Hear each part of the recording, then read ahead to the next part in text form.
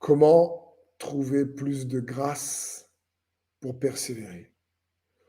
La vérité, c'est que quelles que soient les percées, la mesure de force, quelles que soient les victoires, quel que soit ce qu'on a besoin dans notre vie de recevoir, cela doit provenir de sa grâce. Donc, comment trouver plus de grâce pour persévérer, pour avoir les percées, pour endurer, pour progresser, pour se fortifier, pour devenir plus fort?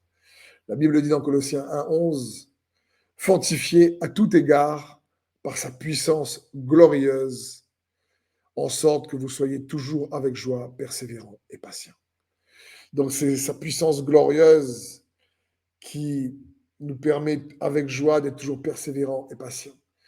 Et nous savons que cette force, comme dit l'apôtre Paul à Timothée, provient de sa grâce lorsqu'il dit dans 2 Timothée, fortifie-toi dans la grâce du Seigneur.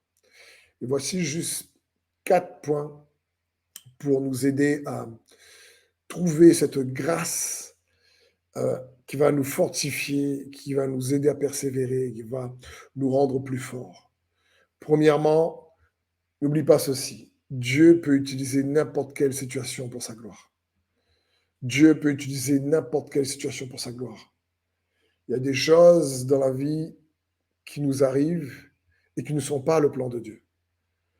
Il y a des choses dans la vie qui nous arrivent qui sont causées par le diable, qui sont causées par nous-mêmes, notre propre volonté, notre ego.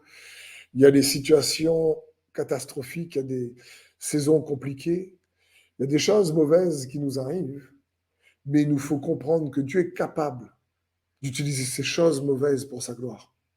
Même si ces choses mauvaises et ces situations ne viennent pas de lui, ça ne veut pas dire qu'il ne peut pas utiliser ces choses qu'il ne voulait pas qu'on expérimente, malgré tout pour les retourner en notre faveur. C'est tout simplement Romains 8:28. Du reste, nous savons que toute chose contribue au bien de ceux qui aiment Dieu et de qui sont appelés conformément à son plan. C'est un puissant verset. Il ne faut pas juste connaître par cœur, mais qu'il faut comprendre la pertinence, la puissance, la profondeur de cette vérité. Dieu peut utiliser n'importe quelle situation pour sa gloire. Deuxième point, fais grâce toi-même aux autres.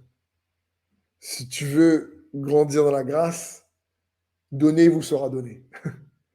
Donc fais grâce aux autres. Quels sont les gens qui t'ont fait du mal? Quels sont les gens qui libèrent le pardon, libèrent la grâce? Parce que toi et moi, on a besoin de grâce pour avancer. Éphésiens 4:32 nous dit, soyez bons et pleins de compassion, les uns envers les autres.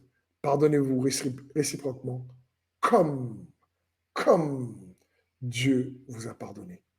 Donc, une des manières aussi de recevoir plus de grâce, c'est de donner nous-mêmes plus de grâce. Le mot grâce, c'est faveur imméritée. Mais c'est pas que ça. La Bible dit que le Dieu de toute grâce, après que vous ayez souffert peu de temps, lui-même, il vous restaurera, il vous affermira, il vous fortifiera, il vous rendra inébranlable. Mais toute grâce, il y a une variété de grâces. La grâce est multifacette, si tu préfères. Un autre point, rappelle-toi toujours d'où tu sors et comment Jésus lui-même t'a fait grâce. 2 Pierre 1:9 nous dit ceci. Quant à celui qui ne possède pas ces qualités, il est aveuglé par sa myopie. Il a oublié qu'il a été purifié de ses anciens péchés. Ici, l'apôtre Pierre dit que parfois, les chrétiens n'arrivent pas à avoir une discipline de piété forte parce qu'ils ont oublié d'où ils sortent. Ils ont oublié d'où Dieu les a retirés.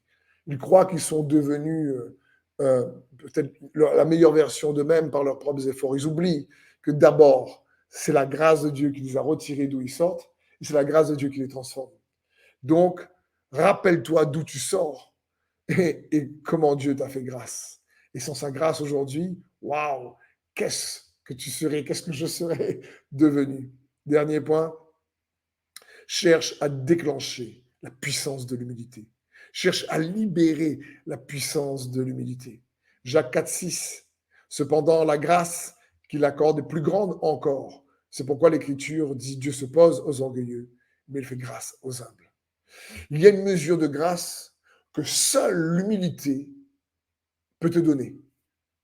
Il y a une mesure de grâce, il y a une grâce spécifique, spéciale, puissante, que seul quelqu'un de humble dans son comportement, dans son discours, dans sa manière d'être, peut déclencher.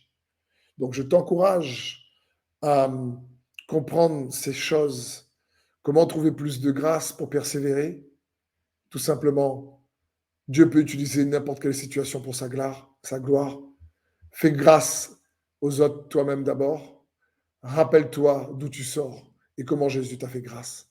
Et cherche à déclencher la puissance de l'humilité dans ta vie, dans le nom de Jésus. Je prie que le Saint-Esprit t'éclaire, donne la force de pratiquer sa parole, afin que tu puisses être fortifié par sa grâce à tout égard et persévérer avec joie dans le nom de Jésus. Amen.